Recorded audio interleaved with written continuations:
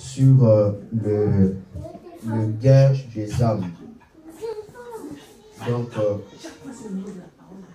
le thème que je dois utiliser, ça serait sur le gain des âmes, le bénéfice des âmes. Il y a des gains, il y a des intérêts, il y a des profits attachés aux âmes. Lorsque nous cherchons les âmes pour le Seigneur, il y a vraiment les profits, il y a le bénéfice que Dieu a prévu en cherchant les âmes. Donc aujourd'hui, je vais parler sur le gain des âmes. Amen. Soit le bénéfice, soit les intérêts attachés aux âmes. Lorsque quelqu'un s'engage à servir le Seigneur par rapport tout simplement au salut des âmes, il y a des gains que Dieu a prévus. Et Dieu n'est pas un homme pour mentir, ni un fils de l'homme pour se repentir. Ce qu'il dit, il accomplit toujours. Amen.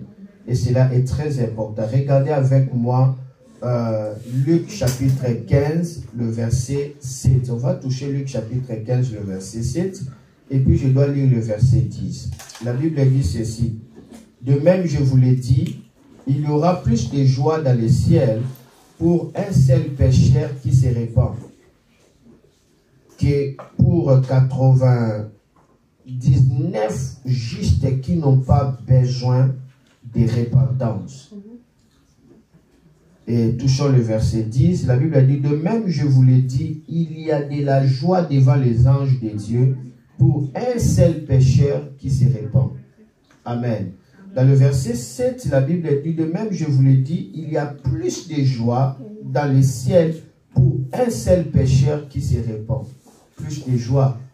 Et dans le verset 10, on dit, de même je vous l'ai dit, il y a de la joie devant les anges de Dieu pour un seul pécheur qui se répand. Ce passage est fort, c'est le Seigneur Jésus qui nous parle de cela. Amen. Il n'y a pas une autre chose qui peut organiser la fête au ciel, si ce n'est que le salut des âmes. Il n'y a aucun miracle qui peut organiser la fête au ciel, si ce n'est pas le salut des âmes. Il n'y a aucune vie qui peut amener le ciel à fêter, si ce n'est le salut des âmes. Donc comprenez que gagner les âmes, le salut des âmes, pousse Dieu à se réjouir avec tous les anges qui sont dans le ciel. Mais cette chose, nous passons souvent de côté de cela, alors que c'est cela qui plaît beaucoup à Dieu. Le salut des âmes est très important dans le cœur de Dieu. Tout vient après. Tout ce que nous voyons, ça vient après. Ce qui est primordial pour Dieu, c'est le salut des âmes. Une âme sauvée. Une âme vient dans la présence de Dieu. Cela a plus d'attention pour Dieu. Ça permet à Dieu d'organiser une fête. Voilà pourquoi nous voyons Jésus mourir à la croix. Il versa son sang et il a prononcé cette parole à la croix. Mais il y a une parole qui concerne les âmes. Il avait dit, j'ai soif. Les gens pensaient, les soldats pensaient qu'il avait soif de l'eau. Et ils ont venu pour leur donner le vinaigre. Mais ce n'était pas la soif de l'eau que Jésus cria là-bas. C'était la soif de voir l'humanité être sauvée. C'était la soif des âmes sauvées. Ceci est très important. L'intérêt du royaume de Dieu, c'est par rapport aux âmes qui sont sauvées. Et la Bible dit dans Matthieu chapitre 6, le verset 33, la Bible dit, cherchez premièrement le royaume de Dieu et sa justice, et toutes ces choses vous sera données par-dessus. Premièrement, le royaume, cela veut dire les choses du royaume, les affaires du royaume. Là, c'est le conseil de Jésus. Il dit, cherchez premièrement le royaume de Dieu et sa justice. C'est quoi sa justice?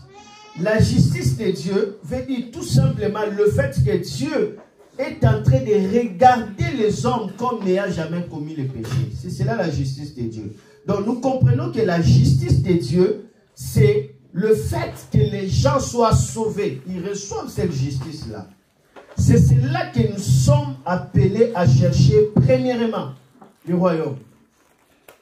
C'est-à-dire les intérêts du royaume. Deuxièmement, la justice de Dieu. Cela veut dire que les gens soient sauvés. Mais dans tout cela, les intérêts du royaume et les gens soient sauvés, ce qui est primordial d'abord, c'est le salut des âmes. Cela veut dire que quelqu'un est sauvé. Quelqu'un vient à Jésus. Cela touche plus le cœur de Dieu. Vous ne pouvez pas marcher vers Dieu sans que Dieu marche vers vous. Le service de Dieu et de ses intérêts engage Dieu pour vous.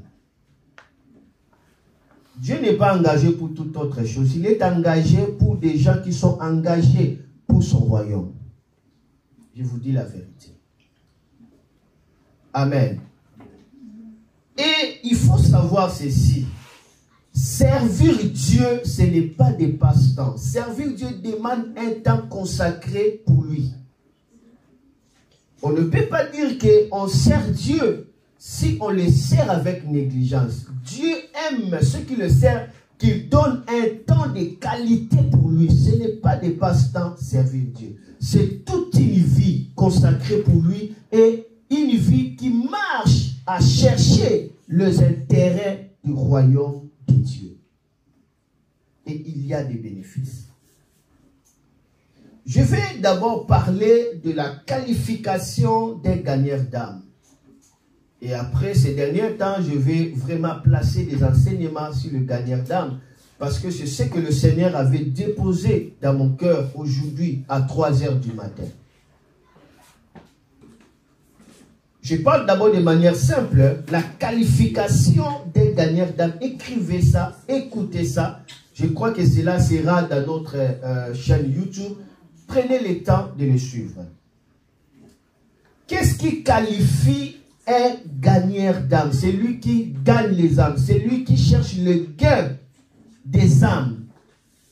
Qu'est-ce qui le qualifie? Premièrement, c'est l'amour des âmes perdues. Un gagneur d'âme, c'est une personne qui a l'amour des âmes perdues. On voit en lui la compassion. Cela veut dire qu'il a la pitié pour les autres. Il voit les autres, il sent le pitié plutôt pour les autres. Il sait que si je ne fais pas quelque chose, cette personne est perdue. Si je ne fais pas quelque chose, l'éternité de cette personne sera dans l'enfer. C'est cet amour-là qui est la qualification d'un véritable gagneur d'âme. C'est quelqu'un qui a la miséricorde. C'est quelqu'un qui a la compassion. C'est quelqu'un qui réfléchit. Qu'est-ce qu'il peut faire pour que cet homme, cette femme, soit sauvé? C'est celui-là qui est un gagneur d'âme.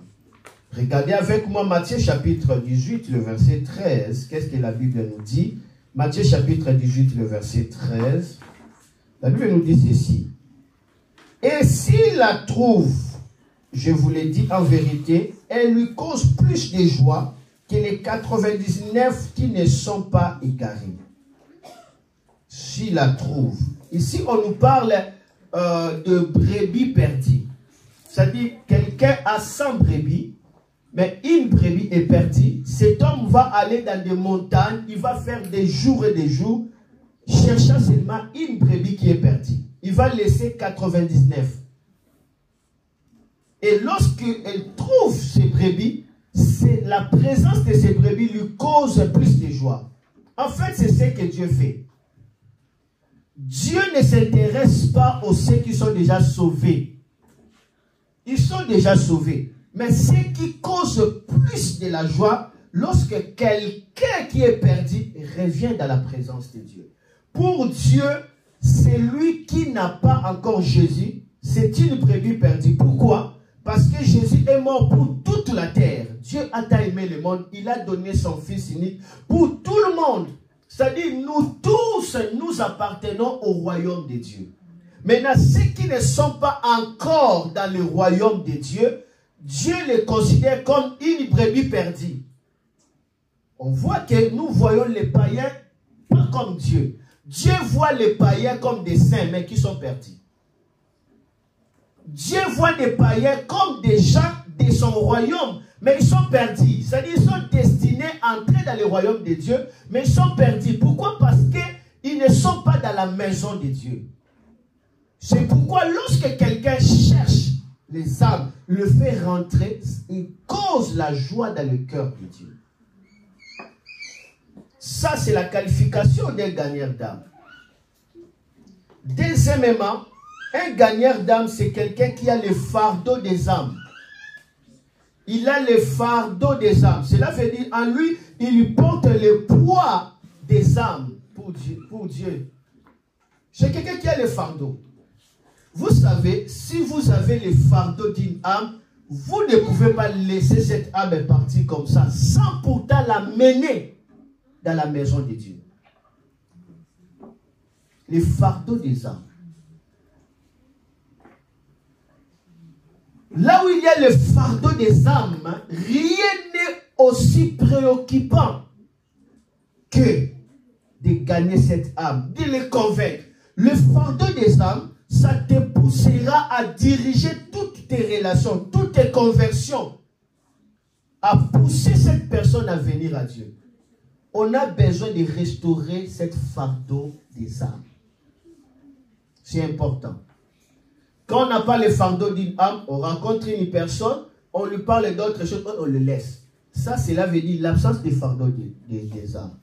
L'absence de fardeau des âmes, ça veut dire tu laisses tes amis tels qu'ils sont. C'est-à-dire, tu leur parles que des choses de votre amitié, mais tu ne leur parles pas des choses du royaume de Dieu. Tu ne l'invites pas à l'église. C'est-à-dire, tu n'as pas le fardeau des âmes. Pour toi, les âmes ne te préoccupent pas. Ce n'est pas ta réflexion. Mais quand ce fardeau arrive, les âmes vont te préoccuper. Tu commenceras à déranger les gens pour les amener dans l'église. Qu'est-ce qui te pousse à faire ça? Le poids que tu as. De quoi? Des âmes. Le fardeau des âmes. Alléluia. Alors, il y a des éléments qui empêchent le fardeau des âmes. Il y a certaines choses qui vont empêcher que la personne ne sente pas le fardeau des âmes. Premièrement,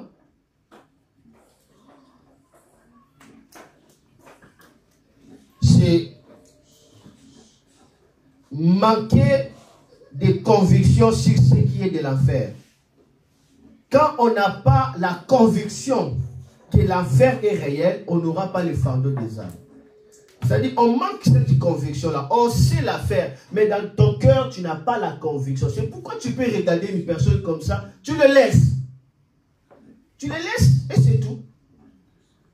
Tu ne prends pas son contact, tu ne le suis pas. Pourquoi? Parce que, en réalité, ce n'est pas que tu es méchant, mais tu as manqué la conviction que l'enfer existe. Parce que si tu es convaincu dans ton cœur que l'enfer est réel, tu vas faire tout à sauver les âmes. Parce que tu ne vas pas supporter que les gens soient brûlés éternellement encore et encore, encore et encore dans le feu. La conviction que l'enfer existe nous pousse à voir les fardeaux des âmes. Je vous dis la vérité. La conviction que l'enfer existe va vous enflammer à appeler tous vos amis dans la présence de Dieu. Étudiants, élèves, employés, femmes de ménage, femmes de foyer, administrateurs. Si vous êtes convaincus que l'enfer existe, tout ce que vous allez faire en voyant les gens, c'est de les attirer à venir à Dieu. Mais quand on n'est pas convaincu, on peut les laisser. Ça ne fait rien. Pourquoi tu n'es pas convaincu que l'enfer existe? La conviction de l'enfer va nous enflammer à voir le fardeau des âmes. Deuxièmement, ce qui empêche le fardeau des âmes, c'est manquer de conviction que le non-sauvé est perdu. Cela veut dire que tu manques les convictions que ceux qui ne sont pas sauvés sont perdus. Tu manques les convictions. C'est-à-dire que tu vois sa relation, il est bien, il a la maison, il a la voiture, vous travaillez, un peu comme ça. C'est-à-dire que tu n'es pas convaincu que tel qu'il est là, il est perdu. Si tu sais qu'il est perdu, même ici, sa maison, on a mis chien méchant comme ça, tu vas entrer.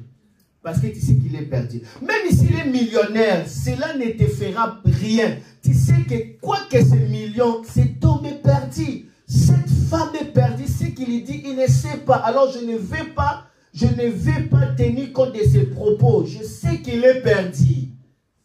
Moi, je continuerai à le déranger jusqu'à ce qu'il cédera pour venir à l'église. Pourquoi? Il est déjà perdu. Je ne peux pas s'occuper de lui. Moi, je connais la vérité. Je dois le poursuivre. C'est cela qui rallume le fardeau. Quand on ne sait pas que cet homme est perdu, cette femme est perdue, on n'aura pas le fardeau. On n'aura pas le fardeau, on va les laisser. Alléluia. Amen. Troisième chose qui empêche le fardeau des âmes, c'est manquer de compréhension sur la vraie valeur d'une âme. Quand on n'a pas la compréhension sur la vraie valeur d'une âme, on ne sait pas la valeur d'une âme. On ne sait pas que c'est à cause de cette âme que Jésus est mort. On ne sait pas qu'à cause de cette âme, le ciel organise la fête. À cause de cette âme, les anges plongent les regards. À cause de cette âme, les anges sont dans la joie devant Dieu. Ils dansent devant Dieu. Si tu connais la valeur d'une âme, tu ne peux pas rencontrer une personne sans pourtant la mener à Jésus, sans pourtant l'inviter à l'église, pour qu'on puisse suivre son cas. Et c'est dangereux à un chrétien, une chrétienne, d'ignorer la valeur d'une âme. C'est très dangereux. Parce qu'un chrétien est chrétien parce que quelqu'un avait connu la valeur d'une âme, quelqu'un l'avait parlé de Jésus. Et maintenant, toi, pourquoi tu ne le fais pas à ton tour? Et c'est très dangereux. Cela ne donne pas joie à Dieu. Pourquoi? Parce que tu ne cherches pas l'intérêt de son royaume. La Bible dit, lorsque nous cherchons premièrement l'intérêt du royaume, nous allons recevoir tout ce que les hommes cherchent. Nous allons le recevoir. L'intérêt du royaume. Je suis en train de parler de la qualification des gagnants. Premièrement, l'amour des âmes perdues. Deuxièmement, le fardeau des âmes. Troisièmement, la vision. Un gagnant d'âme doit avoir la vision. C'est quoi la vision? Il doit savoir que sans Christ, c'est sans vie. Sans Christ, c'est vivre dans les dangers. Quand tu sais que la personne qui n'a pas Christ, il n'a pas la vie, il est dans les dangers, tu as la vision, tu ne peux pas le laisser. Imaginez, hein, même si la personne est méchante, cette personne voit que la maison est en train de s'enflammer là. Et que l'homme est dans cette maison, est en train de dormir. Est-ce que cette personne-là ne va pas crier? Hein? Il criera. Vrai ou faux? Vrai ou faux? Vrai. Pourquoi? Parce qu'il voit les dangers.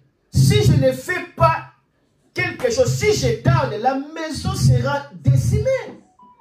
Il va pousser des cris. Il va pousser les cris sans qu'on puisse les demander. Pourquoi il a vu la flamme? Est-ce que nous voyons la flamme lorsque nous regardons les gens? Est-ce que nous voyons les dangers lorsque nous sommes dans le travail, nous sommes dans la rue, nous sommes dans l'école? Est-ce que nous avons les dangers? Ou seulement nous laissons nos amis, nous laissons comme ça? Ma soeur, mon frère, tout le monde a besoin de Jésus. Amen. Ce que Dieu donne, l'argent ne peut pas donner ça. Tout le monde a besoin de Jésus. Sans Jésus, on est vrai perdu. On est en danger total. Si on sait ça, tu commenceras à le poursuivre, cette personne-là. Comment est-ce que tu peux être là au milieu des gens qui sont dans l'enfer? Ils sont perdus et toi, tu le laisses. Laisse-moi avancer. Amen. Quatrième qualification des gagnants d'âme, c'est l'intercession. Un gagnant d'âme, c'est un intercesseur. C'est quelqu'un qui prie pour que les âmes soient sauvées. Et l'intercession amènera le réveil. Il prie, il intercède. Seigneur, fais quelque chose. Seigneur, sauve cette personne, sauve mon ami, sauve mes amis. Un gagneur d'âme, c'est quelqu'un qui est un intercesseur, une intercesseuse. Il connaît la valeur de l'intercession. Regardez avec moi Ésaïe chapitre 66, le verset 8. N'oublie pas qu'il n'y a pas une autre chose qui donne plus de joie à Dieu si seulement les âmes qui sont sauvées. Amen. Et lorsque vous marchez pour Dieu, Dieu marchera pour vous. Amen. Lorsque vous engagez pour l'intérêt du royaume, Dieu s'engagera pour vous. Souvent nous disons, je sers Dieu, je ne vois rien. Entre nous, est-ce que tu sers Dieu vraiment? As-tu vraiment servir Dieu et ne pas voir quelque chose? Non, Dieu n'est pas un homme pour mentir. Amen. Tu ne peux pas le servir et sans pourtant voir des traces. Aujourd'hui, le Seigneur nous parle à le servir. Amen. Premier service, nous devons être conscients que ceux qui organisent la fête au ciel, c'est les âmes. Je parle d'Ésaïe 66, verset 8. Regardez. La Bible dit ceci.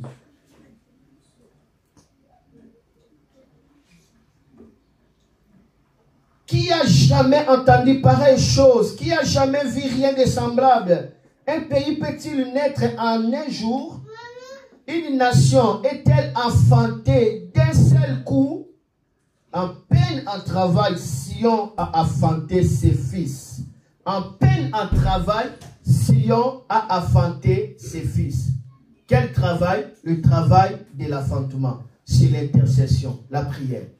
Quand je parle de l'intercession, c'est comparable à une femme qui est dans les douleurs de l'enfantement.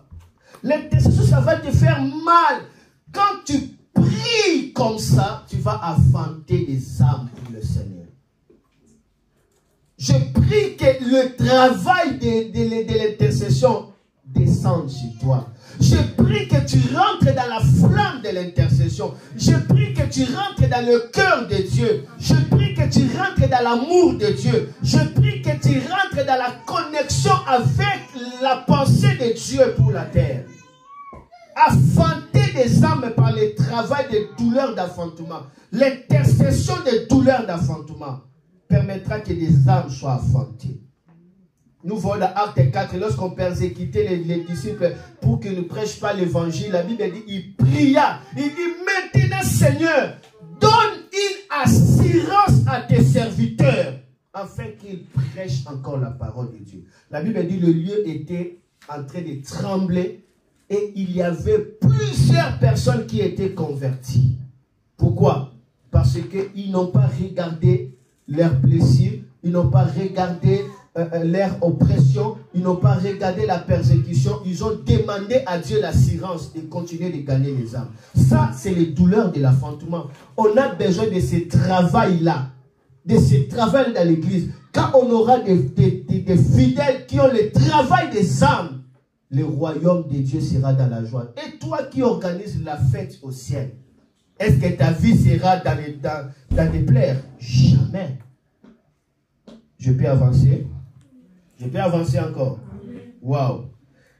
Cinquième signe d'un vrai gagnant d'âme, de qualification d'un gagnant d'âme, c'est le dévouement.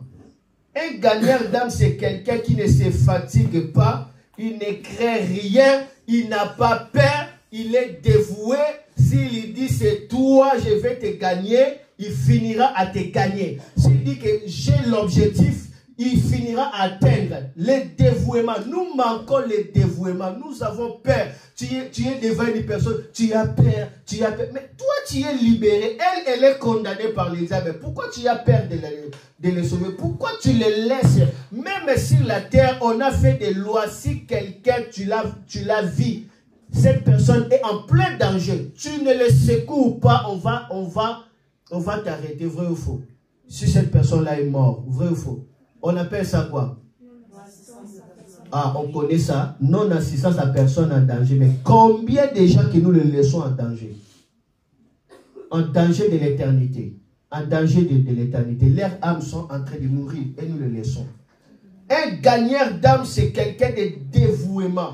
Lorsque nous lisons Actes chapitre 9, verset 10 à 11, on va voir que lorsque Dieu s'est révéla à Ananias d'aller vers Saoul, Saoul était quelqu'un qui persécutait. Hein. Saoul a rencontré Jésus. Jésus révéla à Ananias d'aller. Ananias était dévoué, il quitta, il alla dans la rue, il rencontra Saoul. Ça, c'est être dévoué. Un gagnant d'âme doit être dévoué. Pas quelqu'un paresseux, pas quelqu'un qui a peur, pas quelqu'un qui a peur de parler de Jésus. Tu as peur de parler de Jésus. Aujourd'hui, on parle des médicaments, on parle des produits de beauté. Aujourd'hui, on parle même des formations. Aujourd'hui, on parle. Pourquoi vous avez peur de parler de Jésus? Si vous voulez être qualifié comme un bon gagnant d'âme, vous devez être dévoué. Quelqu'un de dévouement, dévotion. Vous n'avez pas peur. Parce que vous allez pour le royaume de Dieu. Amen. Et un gagnant d'âme ne se fatigue pas. Il ne se décourage pas. Il continue sa marche. Amen. Et sixième qualification des gagnants d'âme, c'est la patience. Un vrai gagnant d'âme doit avoir la patience. Tu dois être patient à sauver les âmes. Ne sois pas pressé. Ne sois pas pressé. Tu l'appelles, il refuse. Ok, demain tu le racontes encore. Tu pries, tu le racontes. Tu le racontes. La patience, c'est la qualification des gagnants. Tu dois être patient. Amen. Il peut te persécuter. Il peut s'élever contre toi. Mais tu sais que c'est les démons qui le poussent à faire ça. En fait, qu'il reste à la prison. Toi, tu dois avoir la patience de continuer à supporter sa vie, de les suivre, afin de les gagner, parce qu'il y a des gains lorsque nous gagnons les âmes. Lisons cela dans Jacques chapitre 5, verset 7 à 10. Je passe seulement. Et ça, c'est important. Et un vrai gagneur d'âme doit être quelqu'un qui parle, quelqu'un qui donne le témoignage, quelqu'un qui aime lire l'évangile. Les évangiles, Matthieu, Marc, Jean, Luc. Tu dois lire trop des évangiles. Tu dois être quelqu'un qui témoigne. Il n'y a aucun enfant de Dieu qui manque de témoignages. Amen. C'est les témoignages, vous devez témoigner. Vous devez témoigner comment est-ce que vous avez sorti de ces difficultés. Comment est-ce que Dieu vous a gardé. Comment est-ce que Dieu vous a donné la paix. Comment est-ce que vous supportez ces situations. Comment est-ce que Dieu est bon. Il faut témoigner, il faut parler de Jésus. C'est ça un gagneur d'âme. Et qui peut gagner une âme pour Jésus? La question est posée. Qui peut gagner une âme pour Jésus? Toute personne qui est née de nouveau, il peut gagner une âme pour Jésus. Toute personne qui est née de nouveau peut gagner une âme pour Jésus. Toute personne. Amen. Vous êtes né de nouveau. Vous êtes appelé à gagner des âmes pour Jésus. Toute personne est appelée à gagner. C'est-à-dire, tout croyant est qualifié à être gagneur d'âme. Amen. Et quand est-ce qu'on peut gagner une âme? Quel est le moment où on peut gagner une âme? Je vous dis, on peut gagner une âme 24 heures sur 24 heures. Il n'y a pas de temps pour gagner une âme. 24 heures sur 24 heures, tu peux gagner une âme. Jésus-Christ avait gagné un Nicodème à quelle heure? La Bible dit c'était au milieu de la nuit. Au milieu de la nuit, c'était quelle heure? C'était déjà vers 2 heures. Jésus a gagné Nicodème. Gagner une âme n'a pas de temps. C'est 24 heures sur 24. Amen. Ça veut dire que non, il n'y a pas de temps à perdre. Parce que Jésus peut revenir à tout moment. Amen. 24 heures sur 24, un gagnant d'âme est appelé à gagner les âmes. C'est-à-dire à toute opportunité, à toute occasion. Sachez que ça, c'est l'opportunité pour moi de gagner une âme et d'organiser une fête au ciel. Ne le ratez pas. Parce que tu ne sais pas si demain, tu verras encore cette personne. Tu ne sais pas. Amen. Tu ne sais pas si demain, cette personne mourra. Tu ne sais pas, c'est une occasion que Dieu t'a donnée. Alors saisis, gagnez cette âme. Amen. Amen. Alors, comment on doit se comporter? Comment doit être le gagnant d'âme? Il doit être comment? Un gagnant d'âme doit être bien habillé. Cela veut dire propre, parfumé toujours et souriant. Un gagnant d'âme ne doit pas montrer ses soucis, ne doit pas montrer ses douleurs aux gens. Il doit être quelqu'un de souriant. Le sourire, c'est important. Amen. Soyez souriant, soyez souriante. Et tu dois voir comment apporter et donner de l'intérêt, susciter le besoin à cette personne-là. Amen. L'intérêt apporté aux besoins de la personne qu'on veut témoigner est très important. Tu dois lui montrer que tu as vraiment un intérêt pour lui. Cela veut dire tu concentres le temps pour lui. Cette personne a de la valeur. Cet intérêt-là, c'est important. Amen. Il faut donner de l'intérêt. Cette personne-là, quand tu es devant cette personne, la personne sent vraiment que non, il a vraiment de l'intérêt pour que je sois sauvé. Ce n'est pas que là, tu es devant cette personne qui dit, eh ben, tu dois croire à Jésus. Si tu ne crois pas, c'est ton problème, tu seras dans l'enfer. Ça dit, non, non, on ne fait pas seulement pour que Dieu te voie que quand même j'avais gagné les âmes. Non, ça doit être de ton cœur. Tu es vraiment engagé pour sauver cette personne-là. Amen. Ce n'est pas une compétition. Tu dois susciter un intérêt. Tu dois être souriant. Tu dois être déterminé pour que cette personne-là soit sauvée. C'est comme quelqu'un qui fait de la marketing. Amen. Tu ne dois pas négliger. Je l'ai parlé de Jésus, c'est sa vie. D'ailleurs, le salut est individuel. Non. Le salut est individuel. Non, ce n'est pas ça. Amen. Amen. Donc, tu dois t'engager. Et aussi, il faut utiliser la parole. Utilisez la parole, utilisez votre témoignage pour montrer que sans Jésus, l'âme est perdue. Montrez l'œuvre de la croix. Soyez vraiment poli, soyez courtois, soyez patient. C'est important. Mais en toute chose, tu dois être conduit par le Saint-Esprit. Et comment tu sauras que tu es conduit par le Saint-Esprit si tu ne témoignes pas? Commencez à gagner les âmes. À ce moment-là, le Saint-Esprit commencera à te diriger. Amen. Et on grandira. Après avoir reçu Jésus, c'est important d'aller aussi faire recevoir Jésus à d'autres personnes. Amen. Et maintenant, je vais terminer, je vais donner quelques bénéfices. C'est ce qui est important, le bénéfice de gagner les âmes pour Christ. Il y a des bénéfices lorsque nous gagnons les âmes pour Christ. J'aimerais que vous puissiez écouter ça. Parce que Dieu ne peut pas vous laisser travailler sans pour autant vous payer.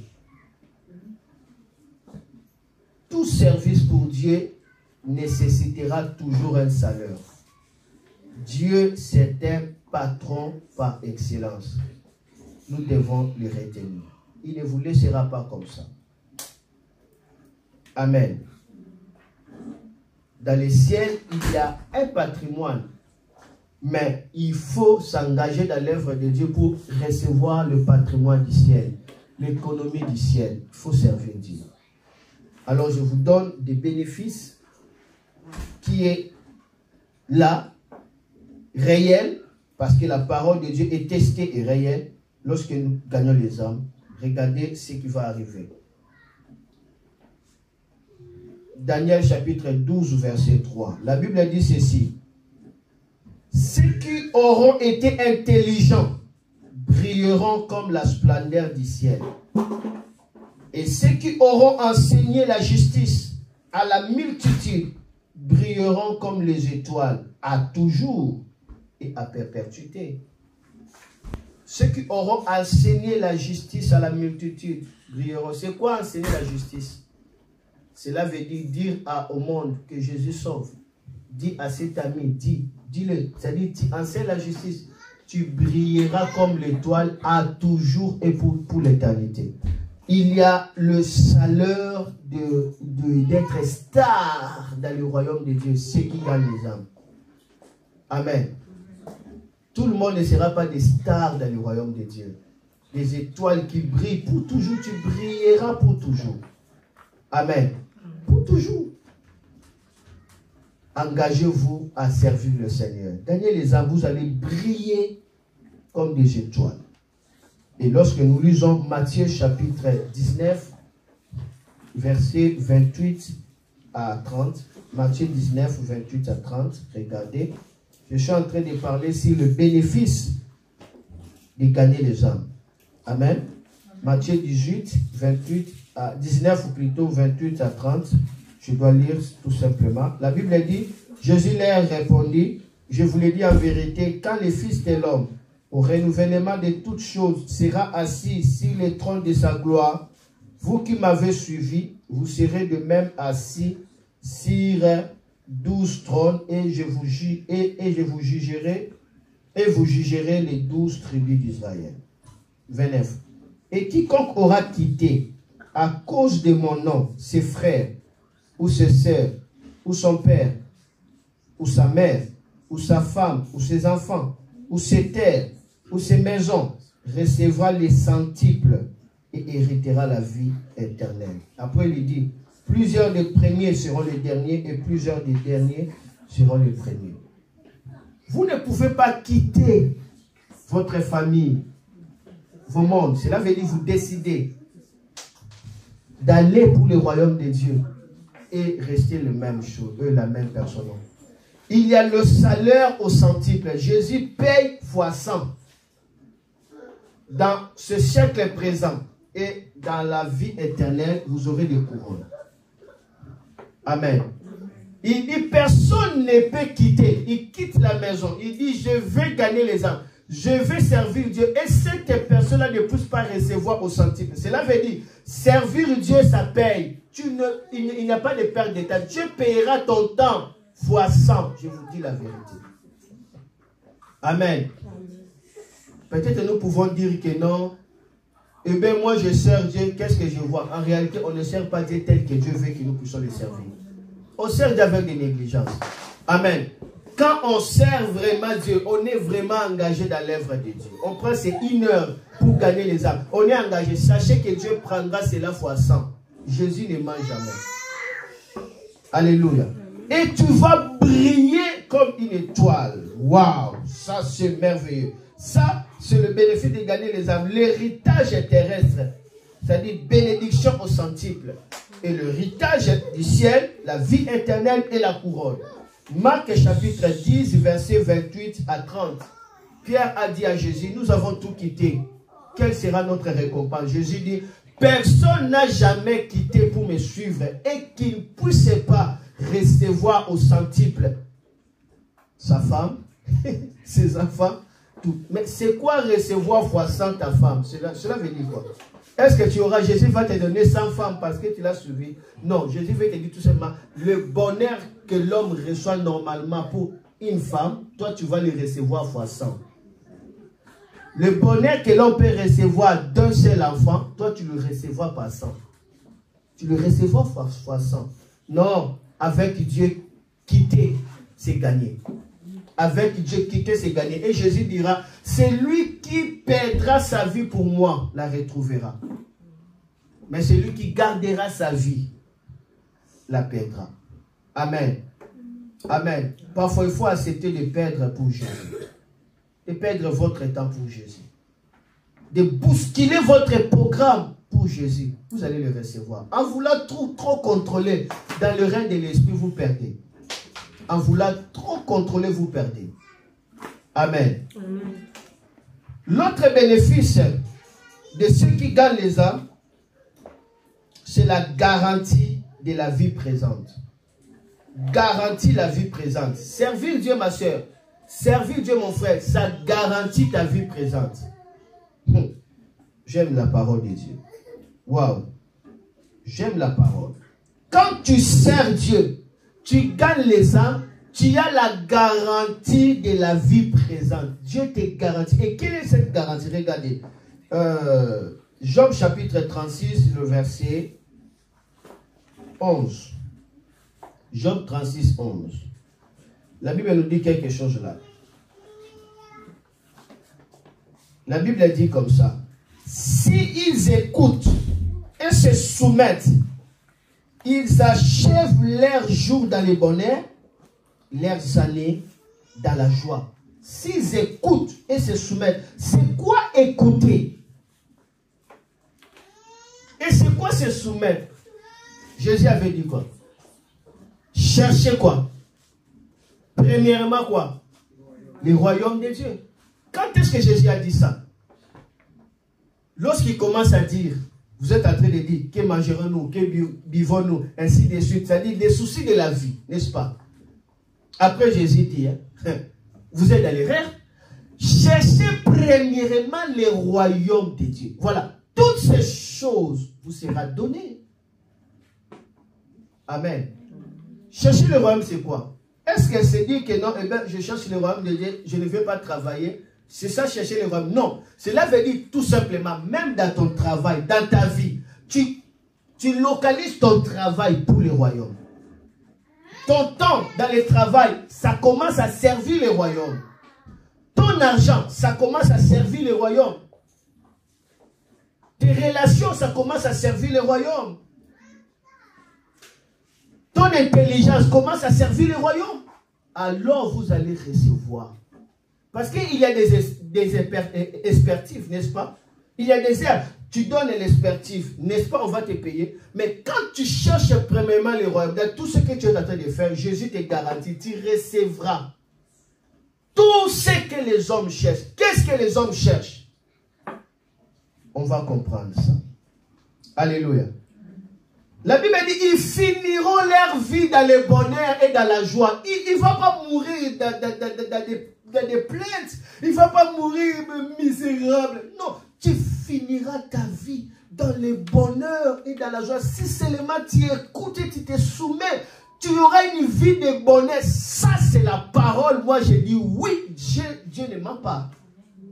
Je vous dis oui, Dieu ne ment pas. Je vous dis la vérité.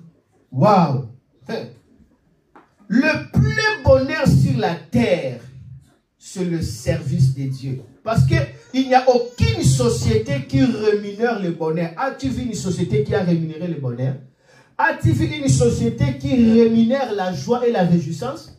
As-tu vu une société qui rémunère les salis de l'âme? As-tu vu une société qui peut renouveler la relation, la restauration des foyers? As-tu vu une société qui peut renouveler la joie parfaite? Ça se trouve où?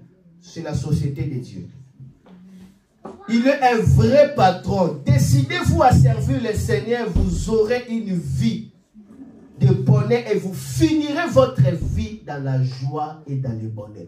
Parce que Jésus vous donnera la joie comme salaire. Le bonheur, c'est quoi le bonheur? C'est le bien-être, la quiétude. Vous êtes comblés. Vous êtes comblés. Alléluia.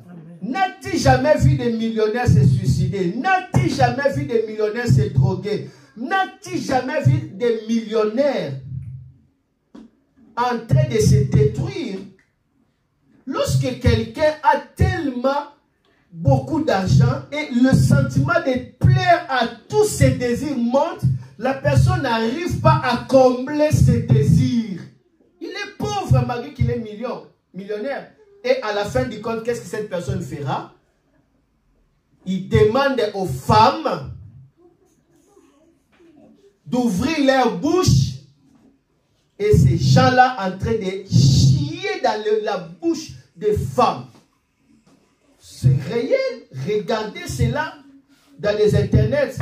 À Dubaï, on parle de quoi? Dubaï quoi? Ah, boyez bien quoi? Dubaï porti,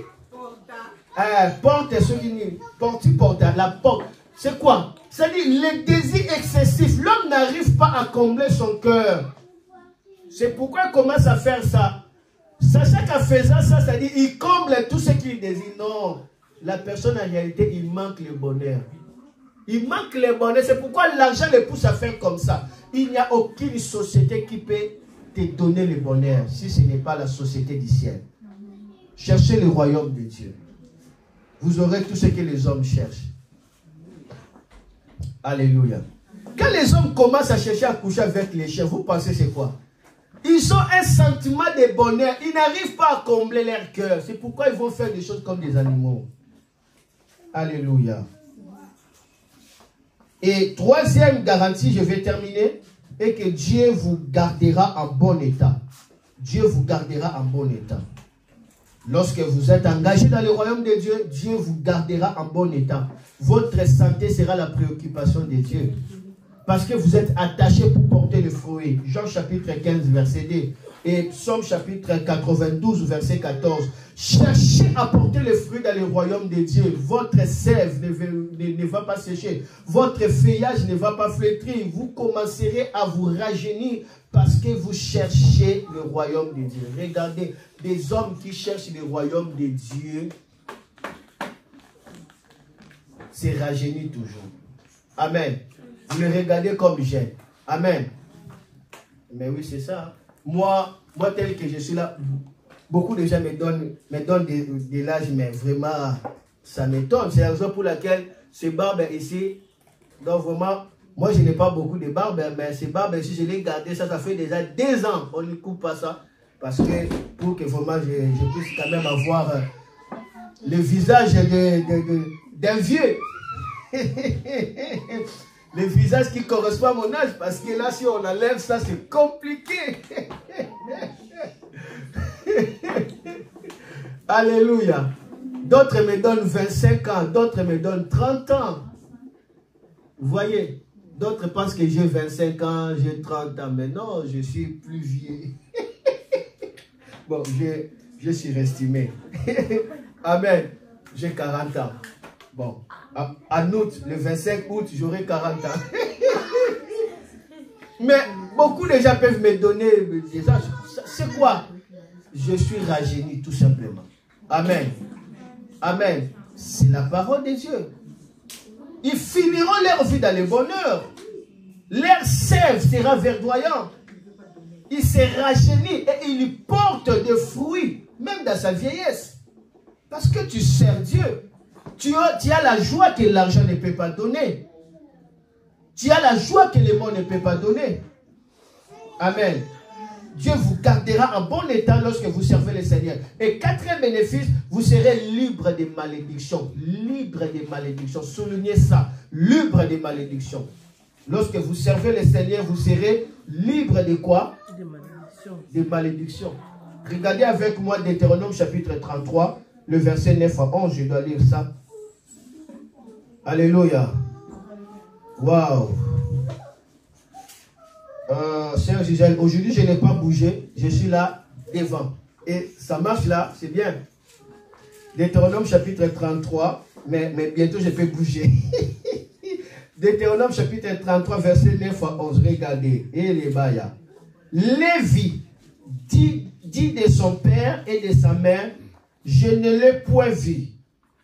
Il ne distingue point ses frères, il ne connaît point ses enfants, car il observe ta parole et il garde ton alliance. Ils enseignent tes ordonnances à Jacob et ta loi à Israël. Ils mettent l'encens sous tes narines et l'holocauste sur ton autel. Bénis sa force, ô Éternel, agrée l'œuvre de ses mains, brise les reins de ses adversaires et que ses ennemis ne se relèvent plus. Ça, c'est la bénédiction de Lévi. Parce que Lévi dit, je ne connais pas mon père, je ne connais pas ma mère. Je suis consacré pour le Seigneur. Moi, j'offre l'encens qui fait respirer Dieu. Lévi, c'est la tribu qui était réservée pour servir Dieu. Cette tribu-là n'avait pas d'autre héritage, sinon c'était seulement le service de Dieu. Et la Bible dit, à cause de cela, Dieu brisera le rein de ses adversaires. Qui est Lévi? Lévi, c'est un tribu qui était maudit. Amen.